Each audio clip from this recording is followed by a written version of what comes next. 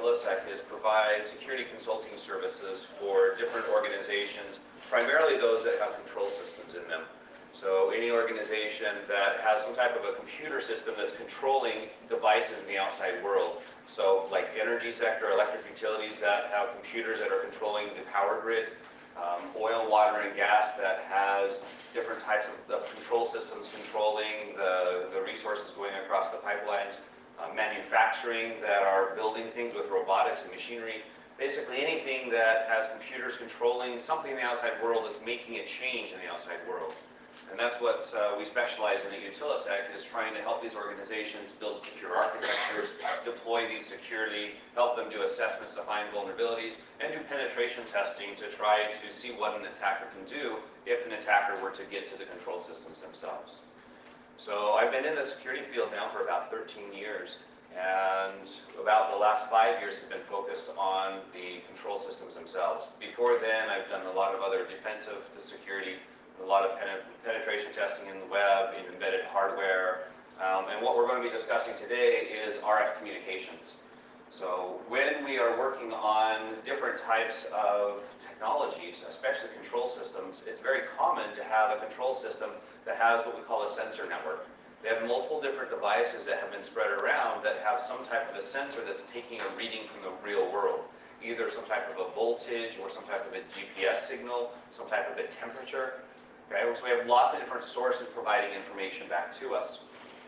And often, these wireless sensor networks are going to be using RF communications to send this information back. So one of the things we do at Utilitech is we work with these sensor networks that have these RF communications to try to help the vendors and the manufacturers creating these devices understand what vulnerabilities might be present inside of these devices. So that's what I'm going to talk about today, is to try to give you guys some insight on how to do RF testing. Because RF testing, without somebody to introduce it to you, can be very difficult to try to learn on yourself. But once you have somebody teach you some basics, then it makes things much easier to get going inside of RF communications. Oops, wrong button. Okay. Now, when I work on control systems, that's something that's often very hard to for normal people to try to get their hands on. However, all of us have plenty of different types of wireless devices that are around us that we can actually use to do our testing and to learn how to work with RF communications. And if you are working for a security team that is working in normal IT security, many of these organizations that you might work for still have many different types of control-like systems that are being used inside of your infrastructure. Things like the fire alarm systems. Often in large organizations and large buildings, if you have one single fire alarm that goes off, that fire alarm will often set off alarms on all the other devices that are there. Sometimes that's via some type of a wire that's communicating back and forth and ties all the fire alarms together. Sometimes it's going to be some type of a wireless communication that goes back and forth between those alarm cards. Another example is proximity cards. So many of us may have some type of a card that allows us to open doors for our facility, or in certain situations, especially common in medical practices, how a doctor or a nurse can wear some card on their belt, and then when they walk up to a terminal, as long as they're by the terminal, it automatically logs them in, and then when they walk away, it automatically logs them out, which is a good thing for security. But this is a wireless communications that we can actually try to attack and try to take advantage of. There's automotive gates, so if you come up to a building that has a large gate to be able to get drivers in, sometimes there will be some type of a wireless button that the driver can push to open the gate. That's something that can also be captured and try to be attacked. We have inventory control systems if you work for a large warehouse.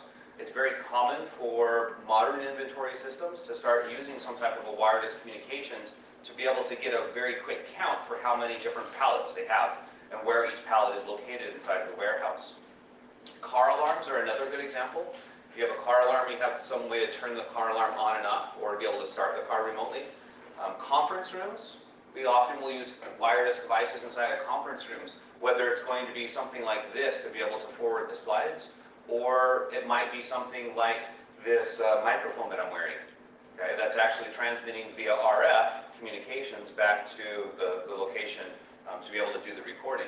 Okay, all of this also is something that we can actually capture in the air and be able to inject or spoof or to change inside of the communications. Hospital beds are another one that's very interesting.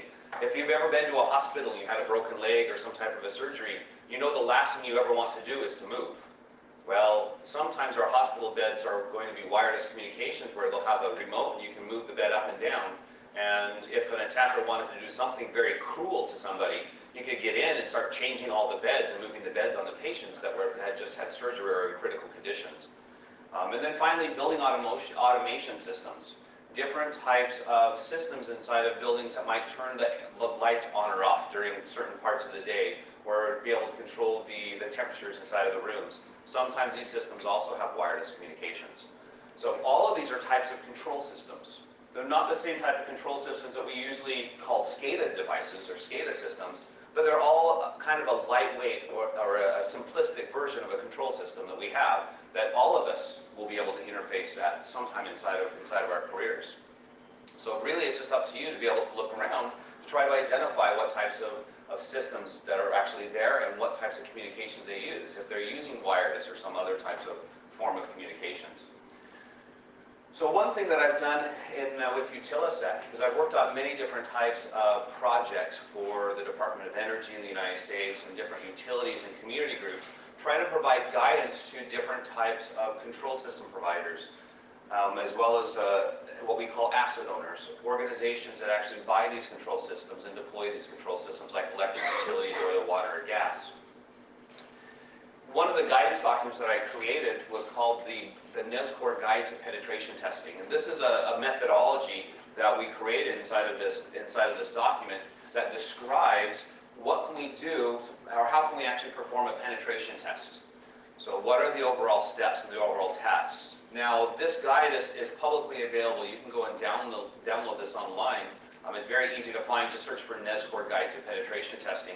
And you'll be able to find this full document that goes through and talks about this methodology, and not just the methodology, but it goes through the individual tasks.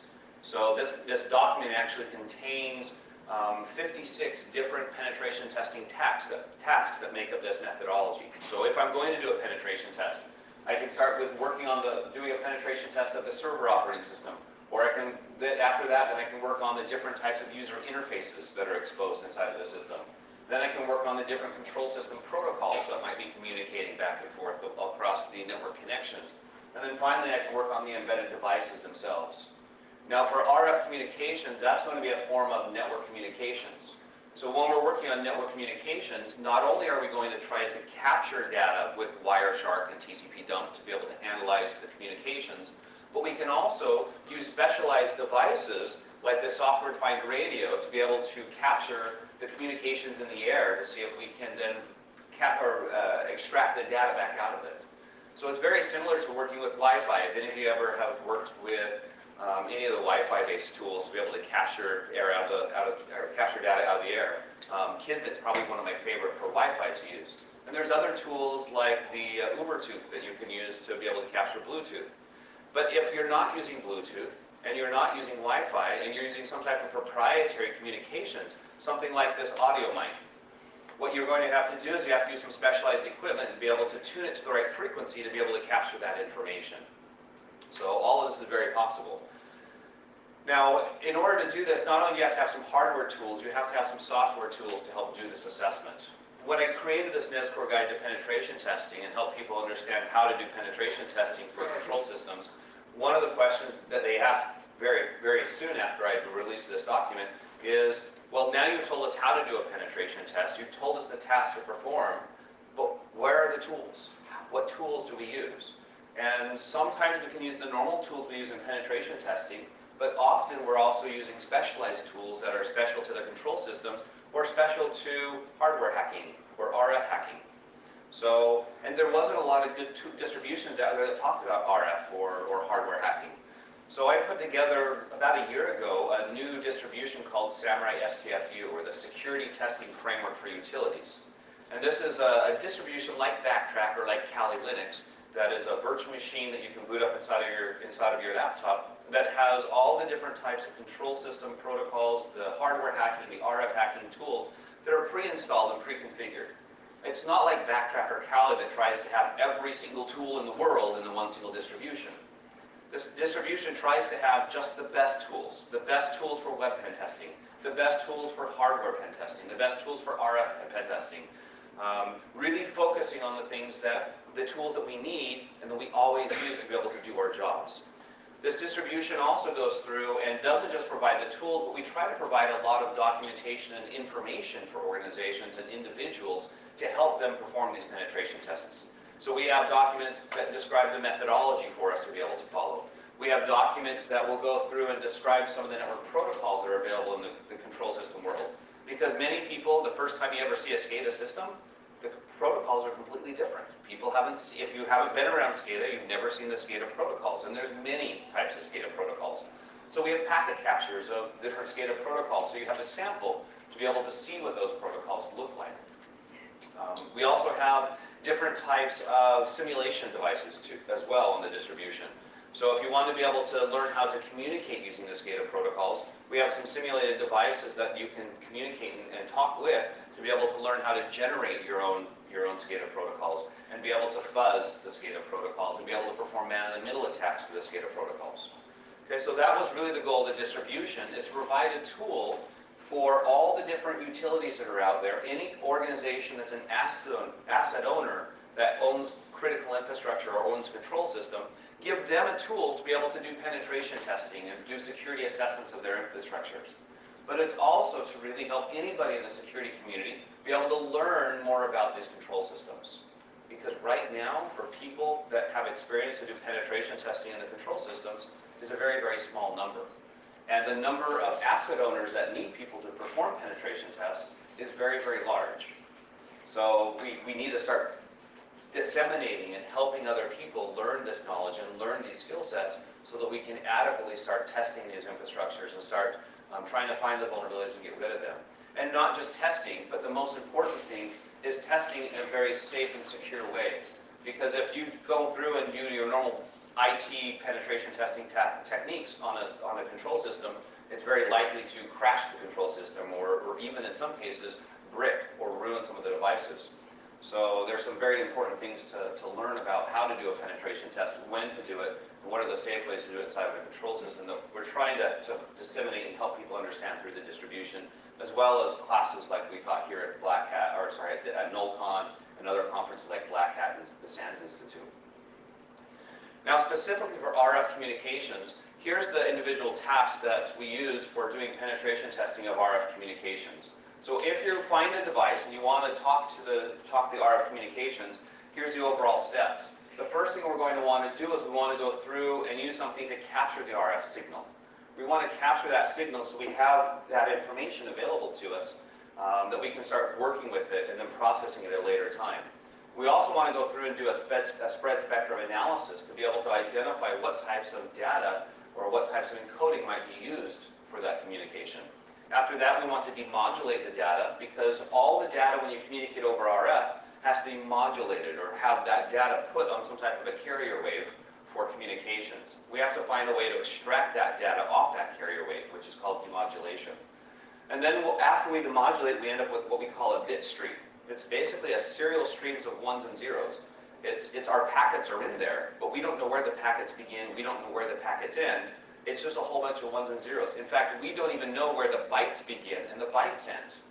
We just have a whole bunch of binary ones and zeros. We need to figure out, okay, well, this is the single binary bit where this very first byte starts to be able to get it. So that takes a lot of time to be able to take it from a bit stream back to a packet. And then after we do that, then we can go through and start performing other types of attacks.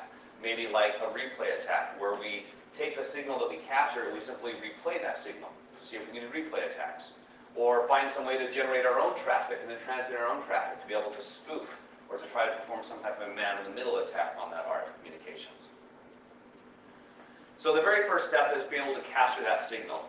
And this does sometimes take a little bit of effort. It all depends on the signal that you're working with. Some signals that are very, very chatty signals that broadcast a lot of RF communications are very easy to find.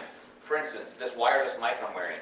As I'm speaking, it transmits a lot of data. And so it's very easy, if I was to look at the frequency and try to find it, it's very easy to find because you can see the data flowing very, very frequently. But on a sensor network, sometimes these sensor networks only send 2 or 3 packets every 5 minutes. and those are very difficult to find. So in those situations, we usually try to talk to the control server and send information to the sensors to make them speak more so that we can actually find them inside of the communications. Doing things like a firmware update that forces them to be able to generate a lot more traffic so we can find the signal. Now, when we want to capture this information, there's two main ways that we can actually capture this information. If this is a proprietary or a less common form of RF communications, there's not, you just can't go to the computer store and go buy a special card, an RF card for that communication protocol. It's not like Wi-Fi or Bluetooth. We have to use something special to capture that. So the two choices are a software-defined radio, which is what this is. In fact, in reality, what this is actually a TV tuner card for watching TV in Europe.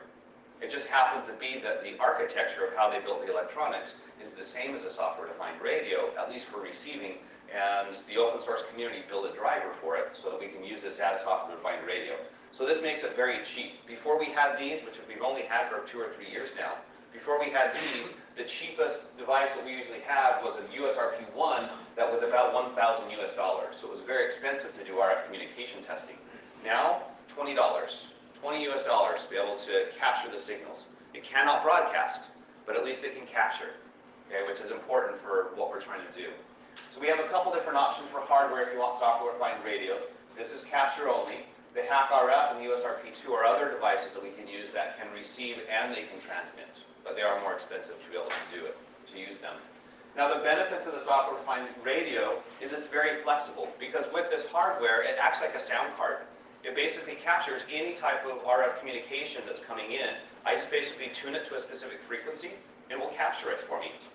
And when it captures it raw and it saves it to a file, very similar to a WAV file format. It is different, but it's similar how it just captures all that information and just saves that information onto a file. And then we can save that information and then process it later to try to do the demodulation and extract the information back out of it. So it works very easy because of that flexibility. It also has some great open source tools available called GNU Radio and GNU Radio Companion that allow us to be able to control this device and very quickly build schemes to be able to pull down that information that's needed. Now the disadvantages of the software-defined radio is because it's so flexible and because it has so many different options, it's just doing a raw acquisition, and then the GNU radio software allows us to do any number of modulations, demodulations, and actions on it. The GNU radio software is very, very complex. And the user interface is very logical once we get to use it, but initially it's kind of very strange to use. So that's kind of the downside.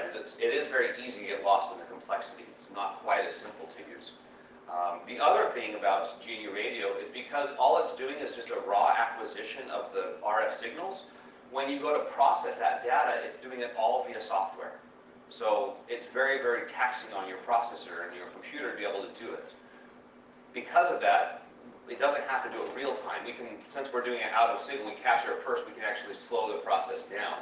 And wow, right in the middle, huh? I wanted to screw your box.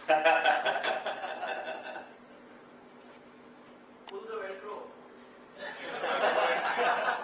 Thank you. Exposed. Chill, enjoy. Bye. So, the other option is RFCAT. So RFCAT's a newer project that's only been out for maybe 2 years now. RFCAT uses a different piece of hardware. It doesn't use a software-defined radio. It uses another type of a device that has an RF chip that's built into it. And the difference is, this is the same type of RF chip that would be used in the control system. In fact, most often, if you're pen testing a control system or trying to capture it, quite often this is the same exact RF chip that you're actually working with. I use a lot of smart meters in the work that I do to do testing, and this is the same chip that's in a lot of the smart meters that I'm testing. So what we're doing here different, though, is most of the time when you have an RF circuit, the electrical engineer will actually hard code that RF signal inside of it, how to communicate the RF signal. What we've done here with RFCAT is Atlas and Don Weber, who are the project leads of RFCAT, they've gone through and they've rewritten a firmware for this device that lets you configure this device on the fly. So you use the RFCAT tool, you tell it what frequency and what type of modulation to use, and it will go and reconfigure this card, so that way it's still doing all the work via hardware, so it's not very hard on the computer, but then you still have the flexibility to be able to constantly change it as needed to be able to get this to use what you want to do. So they named it RFCAT. It's after NetCat, if you ever use NetCat, a generic tool to generate data on a network. Well, this is a generic tool as you generate or receive data on an RF network. So a wonderful, excellent project. The hardware is a lot less expensive because the hardware is just the same inexpensive chips that we're using in the other devices. So usually it's below $50 for any of the hardware to do this. The downside is you are going to have to reflash it. They have a custom firmware, so you are going to have to get a special programmer to go in and reflash the microcontroller on the device to have the new firmware that's on it. The nice thing, however, about this is because it's very inexpensive, but it's also very easy and straightforward.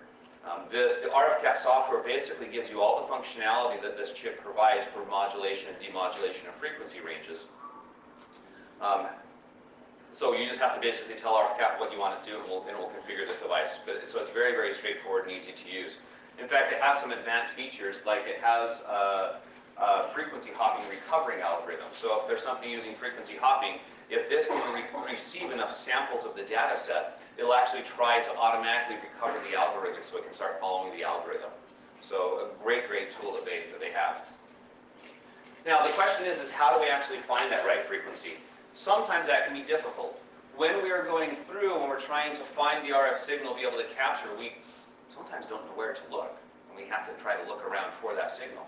But often, if we're doing a formal penetration test, usually we will start off a penetration test with some type of an architecture review, where you'll sit down with the engineers, you'll sit down with the architects, you'll sit down with the vendors, and discuss about what the product is and what type of features the product has. Finding the frequency is actually the easiest thing you can do if you have access to the documentations or if you have access to any of the architects or engineers. Because by law, in every single country in the world, the manufacturers must advertise what frequency their devices are using. So it's very easy to find this information. You can also usually go to any number of the different regulatory bodies around the world, depending on where this device is sold. And most of the devices that are being sold commercially have to be registered with the regulatory body for each of the major countries that require it. The two biggest ones that are out there is the FCC in the United States and the European Union's registration database. And you can go out to those databases and request, give them the ID that you're looking for, and which are always labeled on the device. Once you find that ID, then you can go and recover the documentation for it that we're registered with, which will always have the frequency as well. In fact, they'll have a graph usually of exactly where that frequency was and what that frequency actually looked like when they were doing the testing of that to get the certification. So that's a very good place to look for it. You can also go through and look for patents as well. If the control system has some type of a patent around it, like many of them do, often the patent will talk about the RF communications part of the communications. So sometimes you can get information from the patent filings. And then finally, if you don't have any documentation, you just have this device and you can't find an FCC ID, or the FCC ID doesn't work inside the database for some strange reason, which is fairly rare. Then what you can do is you can sit there and go through and look through what we call the ISM bands, or the industrial, science, and medical bands. These are different frequencies that have been set aside for devices that don't have to buy special licenses for communication. Most of the RF communication devices that we purchase are usually broadcasting and communicating somewhere in the ISM band. Okay, now there's several different ISM bands. Here's the master list for the ISM bands that are being used around the world. Okay, ITU is the organization, the standards body that's gone through and set aside these different ISM bands and frequency ranges, and then each country around the world has to choose to whether to accept or reject ITU's recommendations. So ITU and their recommendations for what we call, if you look right here on the center frequency, this is what they usually call the band that's there. So for 433, okay, this is the frequency they've set aside for all of Europe, Africa, Middle East, Russia, and Mongolia. Okay, but most countries around the world also accept that frequency as well. Then we get down to the 868 range. Now what this is this technically isn't an ISM band. This is what we actually call an SRD band for research. However, in Europe and here in India, it's a very common frequency that they actually use. So if you're doing RF testing, you're going to want to be looking at this 869 band. And once again, center frequency is where it is. This band is actually 2 megahertz wide, so it actually starts 868 and goes to 870 is the range that you'll actually have. In the United States, the most common one that we have in the United States that's being used is the 915 megahertz range. And 915 actually has 26 megahertz width, so it starts at 902 megahertz and goes all the way up to 928 megahertz. So that's the range that it's actually using. And you'll also see that we have Wi-Fi here as well. So Wi-Fi is also part of the ISM band, so Wi-Fi, Bluetooth, Zigbee on the 2.4 gigahertz range, so which is 2.4 to 2.5. And then if you have more of the newer Wi-Fi, of course, you can get up into the 5 gigahertz range as well. So if you don't know where it is, you can simply start going through and searching through these bands to see if you can see the signal. Okay, so that's another option that you do have.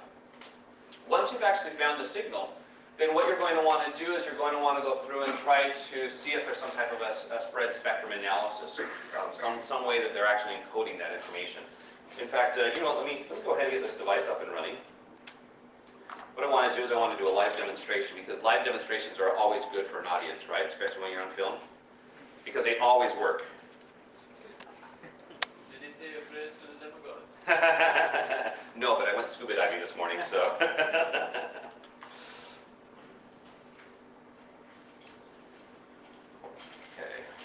So this is Samurai STFU, the distribution that I spoke about earlier. Okay, and what I'm going to do is I'm going to see if I can see all my devices here.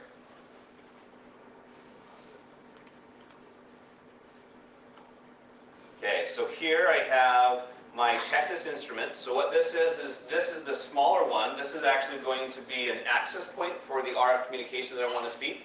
And this is actually going to be using the 915 megahertz. Can you increase the phone? No. Yes, of course I can.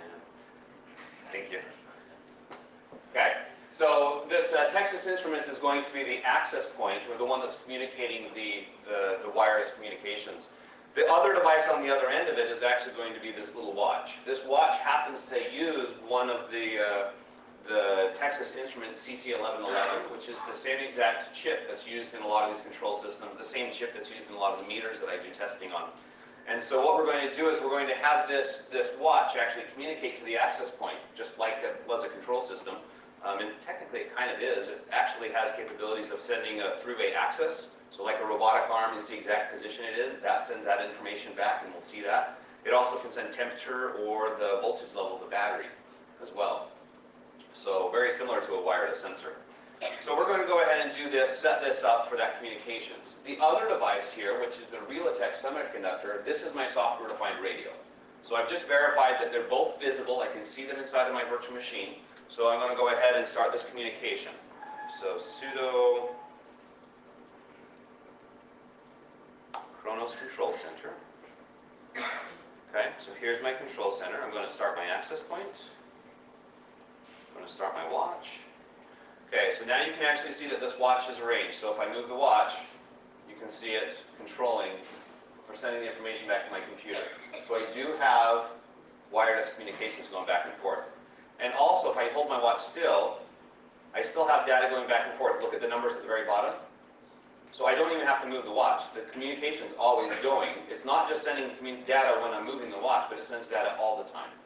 So I don't even have to hold the watch. So I'll go ahead and I'll just put the watch down, since it is still communicating and sending the data. Okay, so now I have my communication going. What I want to do is I want to see if I can find that communication to be able to talk to that communication.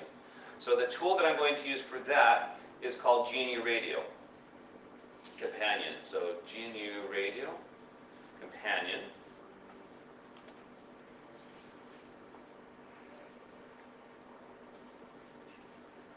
Okay, and this is the communication that I'm going to be using. So what I'm doing here is I've pre-configured this for the demonstration, so I have to build this by hand. But let me at least show you what's going on here. So what I have is I have this Osmo SPR source. This represents the driver of this card that I have in the software-defined radio. That represents that card. Okay, it takes that card, this driver has that card configured to go through and look at 905.99 megahertz. So that's the frequency it's going to lock onto for this card. And it's going to take this and actually capture 1 meg worth of samples to send back, 1 million samples per second, to send back to my Genie radio for processing. So once it grabs this, it's going to send all this information over to what we call a low-pass filter. Okay, this low-pass filter, in fact, yeah, I better leave it like that. It's going to take this information over to the low-pass filter. Once I tune it in, here, let me do this. This is actually part of the next step. So I'm going to come here, I'm going to destroy that link, this link, destroy this link.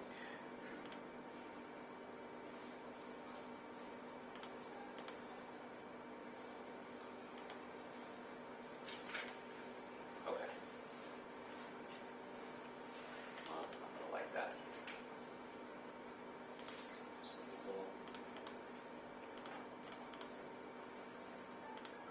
Okay, disable the circuit that I don't need. So all I'm going to do is I'm going to capture it with this source, and I'm going to send it over here to what we call the GUI FFTC. This basically is my spectrum analyzer. Okay, so with literally open the program and you add 2 blocks to it, I have a spectrum analyzer built. Okay, so let me go ahead and start this.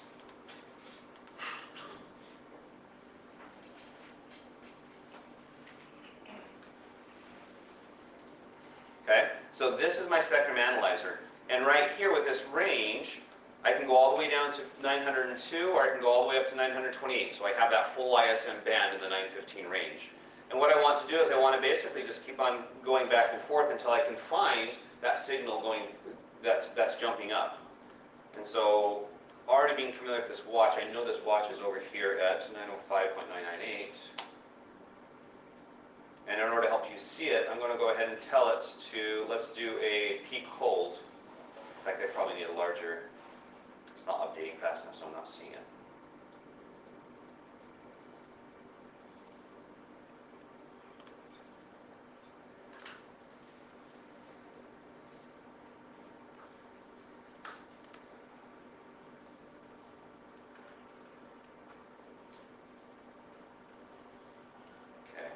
So what this is I can see a little bit of a signal here. See how it's kind of jumping up a little bit?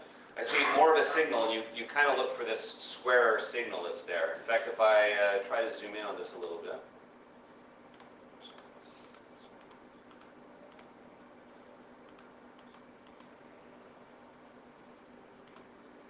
There we go.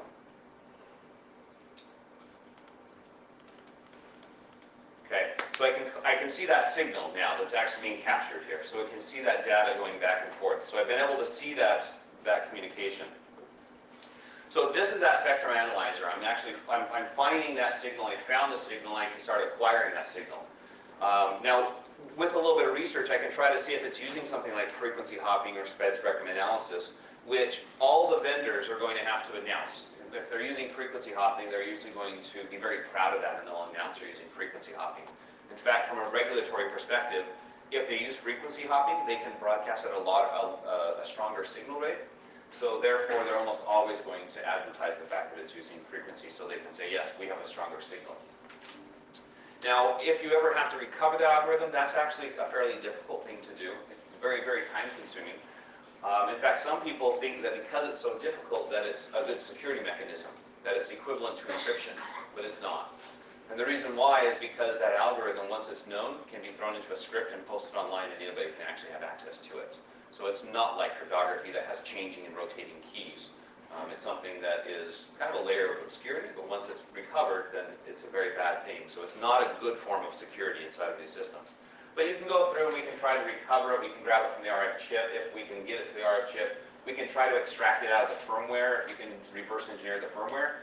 Or sometimes you can capture it by doing bus snooping on the board. If I take the device apart and try to capture the communications between the microcontroller and the RF chip, sometimes you can see the microcontroller telling the RF chip, hey, jump now, jump to this frequency, jump to this frequency, jump to this frequency. And sometimes you can recover it that way.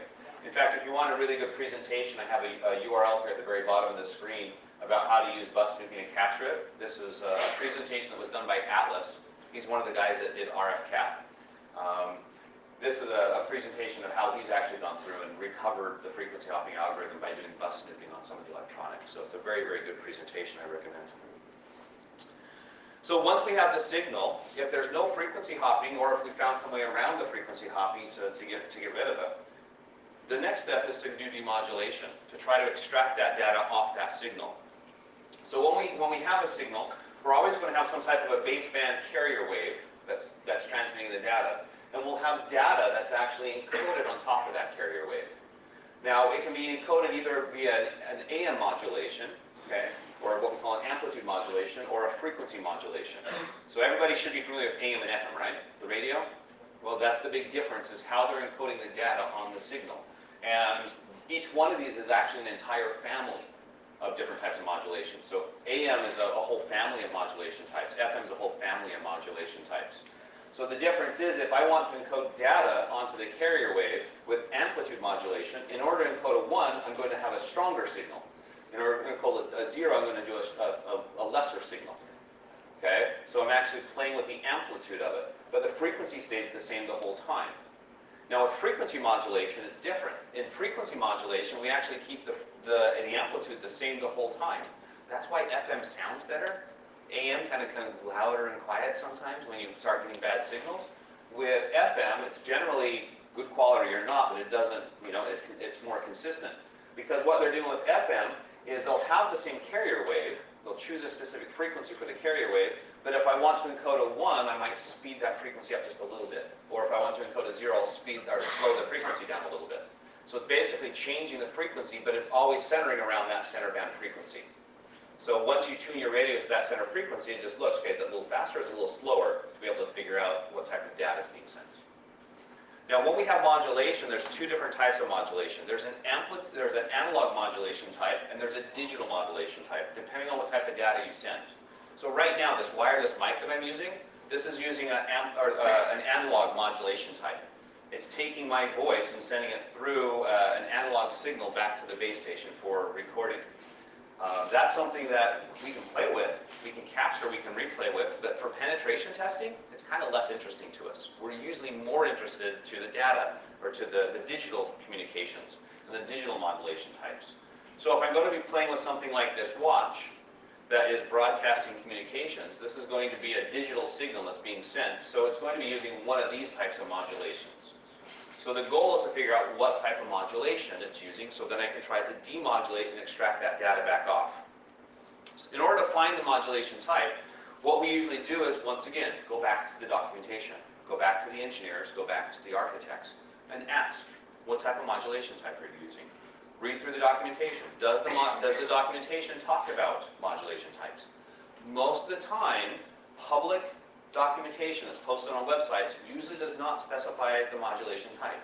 I've seen it a few times, but it's been more because the marketing team that built the documentation, they got details from the engineer and they basically copied and pasted the modulation type in on accident to the marketing documents, to the marketing specs.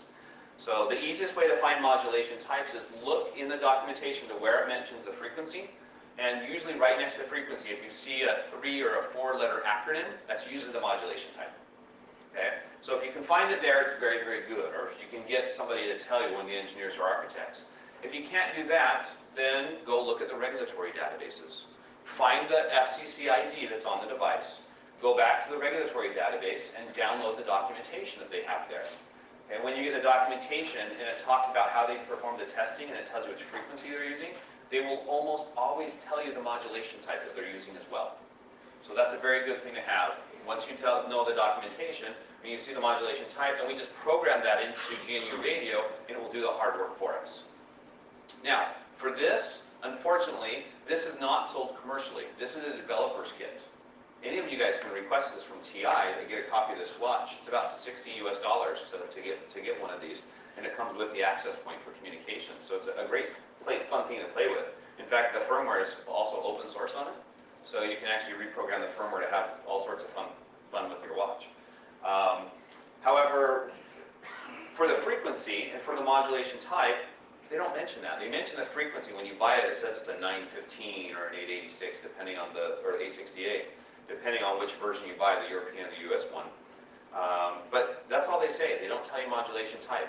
Even in a detailed documentation from TI, they never mention the modulation type. And I searched many, many pages trying to find it. So what I did instead for this device is I resorted to the source code. It was open source firmware, so I went and looked in the source code repository and found a great comment section that describes exactly how the radio was configured. Okay, and if you look further down below the comments, you'll actually see it in the C programming code of how they were actually configuring the radio. But this is much more human readable, so it makes a better screenshot. So here I can actually see that the frequency that this device is communicating is 905.998. Okay, and I can see that the modulation type is GFSK. So all I have to do is use this information to go back to GMU Radio Companion, to program that into GMU Radio Companion, be able to extract the data back off this signal. So here's my great signal. I can see that communication going back and forth, so I am capturing some information here. What I'm going to do is I'm going to go ahead and stop this. I'm going to re-enable this.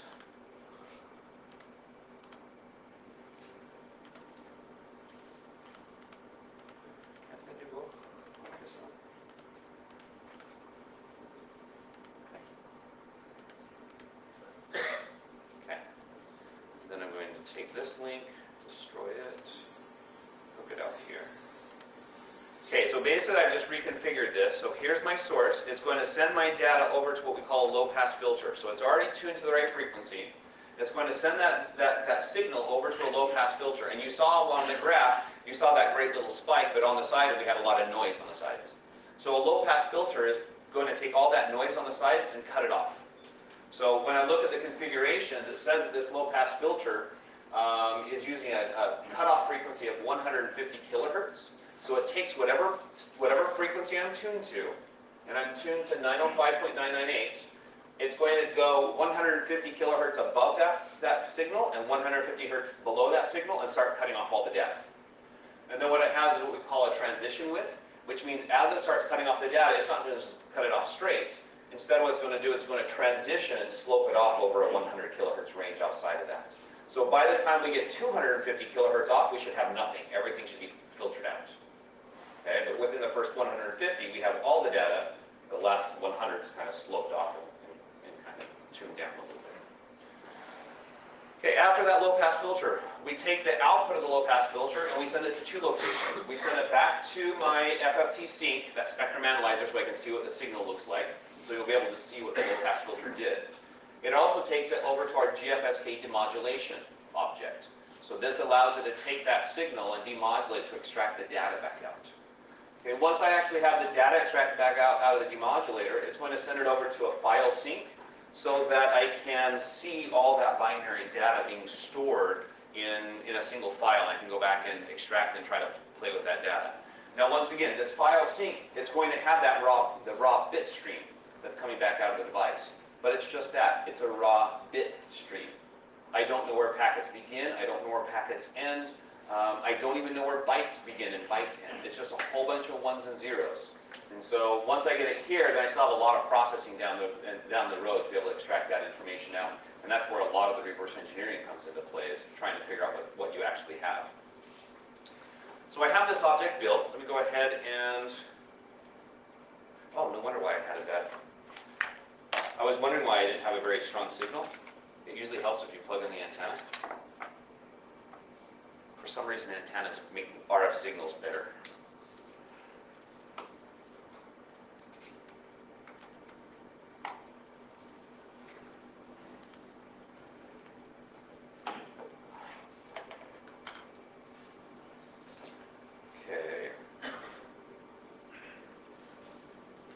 Okay, so we can still see here, I still have my watch connected, it's still communicating.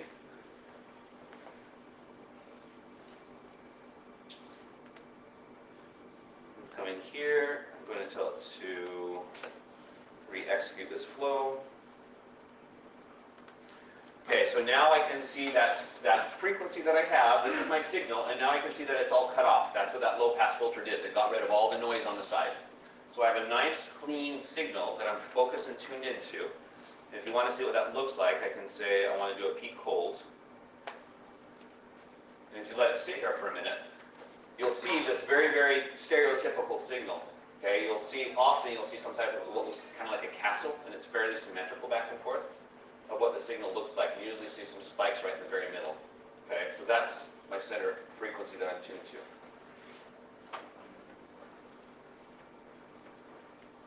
Okay, so once I have that frequency, because I told it to run it through the GFSK demodulator and save as a file, it's saving as a file right now. So I can actually open up.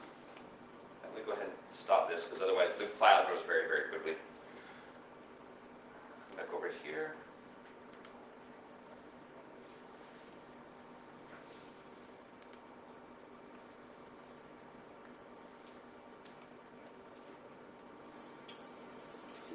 Can't type today. Okay, so that's that created, told it to use. Oops, let's do the Chronos. Okay, so I can see right here that this file is 43 mix, so it actually did gather quite a bit of time in just a few seconds that I actually had, so it was generating a bit stream there. So it's good that I see data inside of it. Let me show you what this looks like. Now this is literally a bit stream, so it's a binary type file. In fact, when in doubt, remember just use file to figure out what it is. So file Chronos, you say, hey, it's just raw data. So we have to use something, we can't use less, we have to use something like XXD with some type of hex dump tool. Okay, so this is my file. Let's see, hold on. Stop. Are you done yet? Helps to pipe it into us. There we go. Okay, so here you can actually see that we have a whole bunch of ones and zeros. In fact, for you, those of you guys that have done a lot of work with binary files, either with doing shellcode and exploit dev and malware analysis, you can see here in a hex dump file format, it looks very strange, the fact that your hex values are not hex values, they're ones and zeros. This is something you don't usually see. Okay, what this is this is literally a format that is a byte encoded bits. Okay, so I have one single bit, a 1 or a 0, that's represented by one whole byte.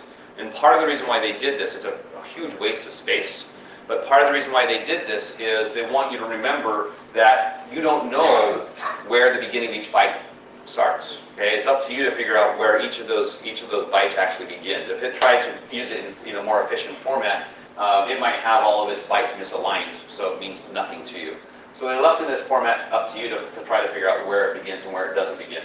And as I look through this, what you want to do is you want to look for more patterns just to make sure I have something meaningful. If I see random data, it means that you probably didn't get anything good. But if I look at this, I can see very quickly that it's not random. I have a whole bunch of ones and zeros, and I have a whole bunch of zeros representing. And I have that consistency going back and forth. It just doesn't look random at all. Okay, so that's a very, very good sign for us to be able to see that we have something that's looks like good data. And then from here, it's really up to you to go through and try to see what other type of information you have available inside of this capture and try to reverse engineer